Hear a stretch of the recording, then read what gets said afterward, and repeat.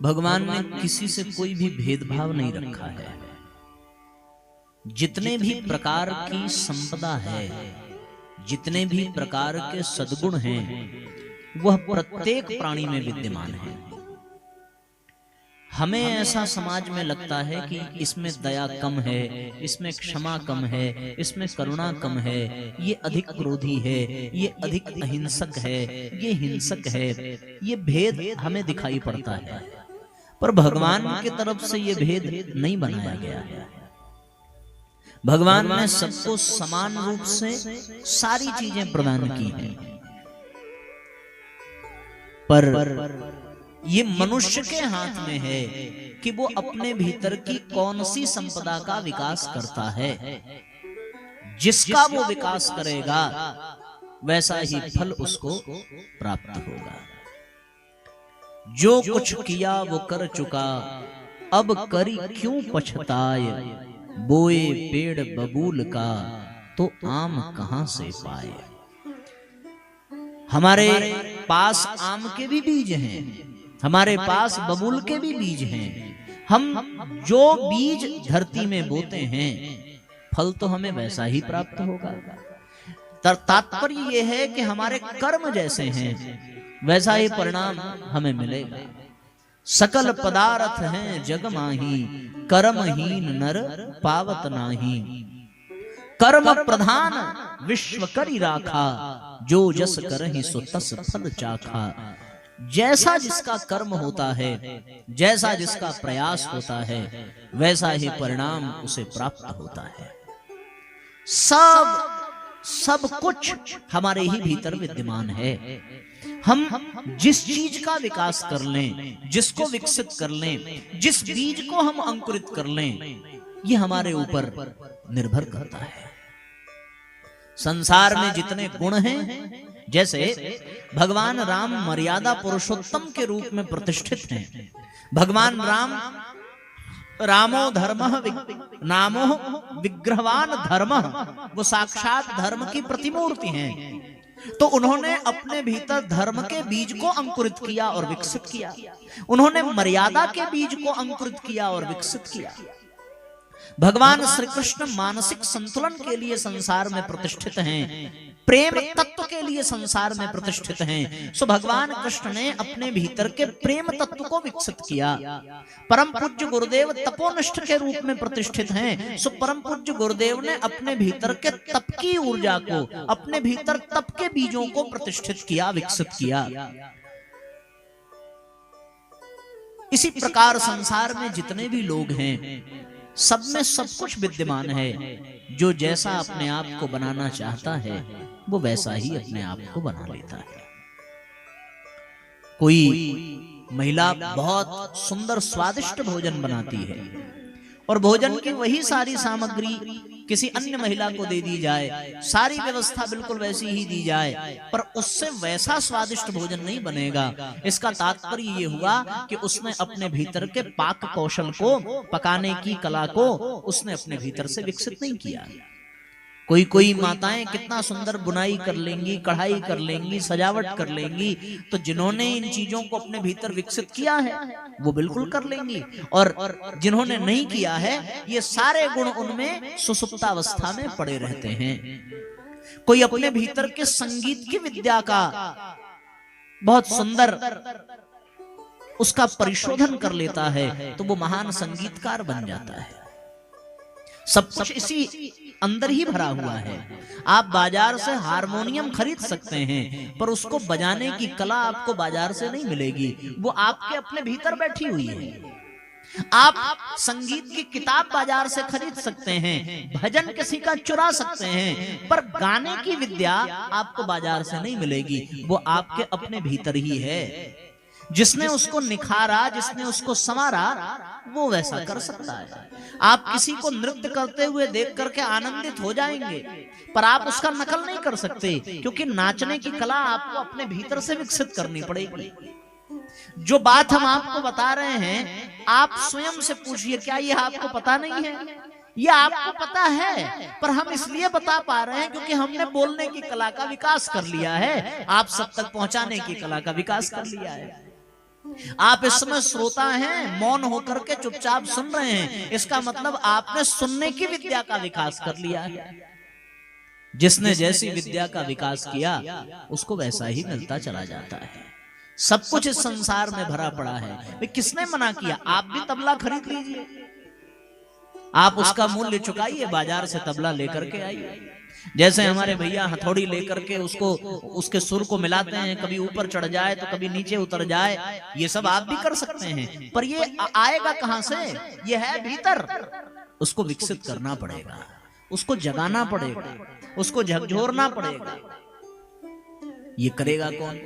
आप सोचो जरा सा। ये बिल्कुल वैसा ही खेल है जैसा कोई किसान खेती करता है। खेती के जैसा ही खेल है भैया।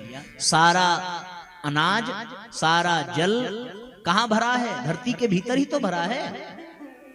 अच्छा, आप कल्पना करके देखो, आपने गेहूं के अथवा चावल के, धान के थोड़े से ही तो बीज डाले धरती में, पर बदले में आपको मिला कितना? कितना मिला? आप कल्पना करके देखो।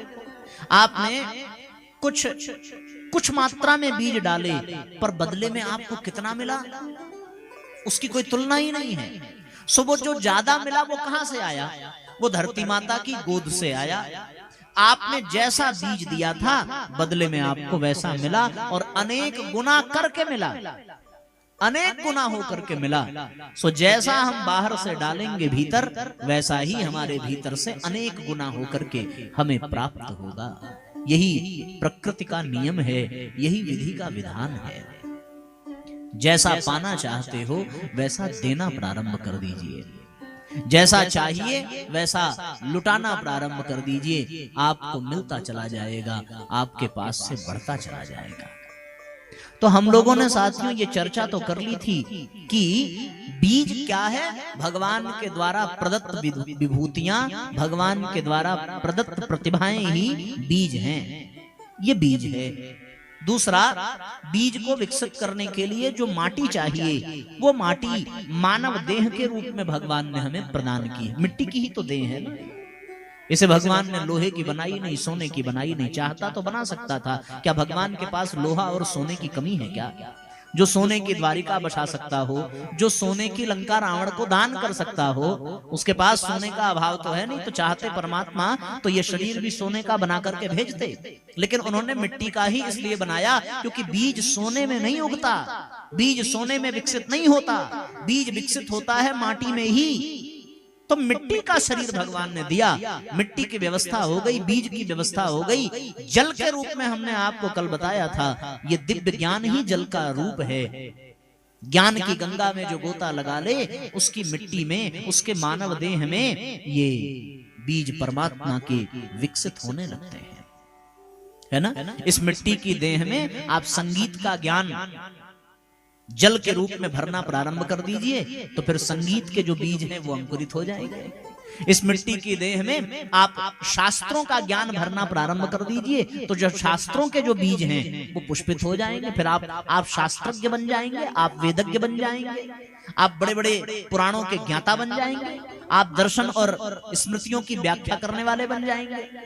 आपको अपने भीतर कौन सा जल डालना है, कौन सा ज्ञान डालना है। तो मिट्टी हो गई, जल हो गया, बीज हो गया। एक महत्वपूर्ण बात, ये सब रह के भी क्या करेगा जब उस बीज का पालन पोषण करने वाला, उसकी सुरक्षा करने वाला किसान नहीं होगा। फसल के लिए तो चाहिए ना। बीज मिल गया भगवान की तरफ से, मिट्टी की ये मानव देह मिल गई भगवान की तरफ से। भगवान की कृपा से सत्संग के रूप में पावन प्रज्ञा पुराण का दिव्य ज्ञान आपके सामने प्रवाहित हो रहा है। जिसके जैसे पात्र होंगे वो उतना जल भर करके ले जाएंगे। लेकिन भैया जल भी हो, बीज भी हो, मिट्टी भी हो, पर खेती करने वाला किसान भी तो चाहिए। अगर किसान ही ना हो तो वो मिट्टी किस काम की? किसान ही ना हो तो बीज मिट्टी में पड़ा पड़ा सड़ जाएगा। या फिर मिट्टी को बीज मिल गए, बीज को मिट्टी मिल गई, जल मिल गया, पर अगर किसान ना हो तो उसमें बीज के साथ साथ इतने खरपतवार उग जाएंगे, इतने घास फूस उग जाएंगे कि वो उस बीज को बढ़ने ही नहीं देंगे। उसका विकास ही रुक जाएगा, वो बढ़ने से पहले ही मिट जाएगा। उसकी सुरक्षा के लिए कोई किसान चाहिए। कदाचित बिना किसान के वो बीज अंकुरित भी हो जाए, बढ़ने भी लगे, वो पौधा भी बन जाए, पर अगर किसान नहीं होगा तो उस खेत में कोई भी पशु आएगा, कोई भी पक्षी आएगा और उसकी टहनी को तोड़ करके चला जाएगा। ऐसा ही होगा। एक किसान भी बहुत आवश्यक है फसल के लिए, खेती करने वाला। इसलिए आपने देखा होगा समाज में लोगों के पास मिट्टी होती है, खेत होता है, जल की व्यवस्था होती है, वो बीज भी व्यवस्थित कर देते हैं, पर उनको खेती करने का समय नहीं है, सामर्थ्य नहीं है, तो उनको फिर कोई खेती करने वाले की जरूरत पड़ती है। तो वो फिर किसी किसान को कुछ हिसाब करके अपनी जमीन, अपना जल, अपना बीज सौंप देते हैं कि भैया ये खेत आज से तुम्हारा, इसका पानी तुम्हारा, ये बीज तुम्हारा, हमें बदले में इतना फसल दे देना। ऐसा सामंजस्य बैठ जाता है, क्योंकि वो व्यक्ति जानता है कि बीज कितना भी अच्छा हो, मिट्टी कितनी भी अच्छी हो, जल की व्यवस्था कितनी भी बढ़िया हो जाए, पर जब तक खेती करने वाला होगा नहीं तब तक फसल मिलेगी कैसे। तो प्रश्न ये है कि किसान कौन है इसमें, किसको किसान की भूमिका में भगवान ने रखा है, कौन इन बीजों की सुरक्षा करेगा, कौन उन बीजों को जल की व्यवस्था करेगा, कौन इन बीजों को संसार के माया से बचा करके रखेगा, कौन जीव जंतुओं से इसकी सुरक्षा करेगा, कौन इस मिट्टी में उगने वाले कंकड़ पत्थरों को हटाएगा, इसकी शुद्धता, इसकी सात्विकता, इसकी उर्वरता को बना करके रखेगा, वो कौन है, किसको किसान की जिम्मेदारी भगवान ने दी। तब साथियों उत्तर में एक स्पष्ट संकेत मिलता है। और क्या संकेत मिलता है? गीत संजीवनी में बहुत सुंदर पद परम पूज्य गुरुदेव ने लिख करके दिया, मन रे बन जा कुशल किसान, मन रे बन जा कुशल किसान, मन रे बन जा कुशल किसान, मन रे बन जा कुशल किसान। दोनों हाथ ऊपर उठा करके एक साथ तालियां बजाइए और अपने मन को ही कुशल किसान के रूप में विकसित करना है। ये मन ही बीजों को बोएगा, ये मन ही सारी व्यवस्था करेगा। इसलिए भावपूर्वक तालियां बजाते हुए एक साथ एक स्वर में दोहराते चलेंगे, मन रे बन जा कुशल किसान, मन रे बन जा कुशल किसान। मानव जीवन खेत है उर्वर, मानव जीवन खेत है उर्वर, अवसर को पहचान, अवसर को पहचान, मन रे बन जा कुशल किसान।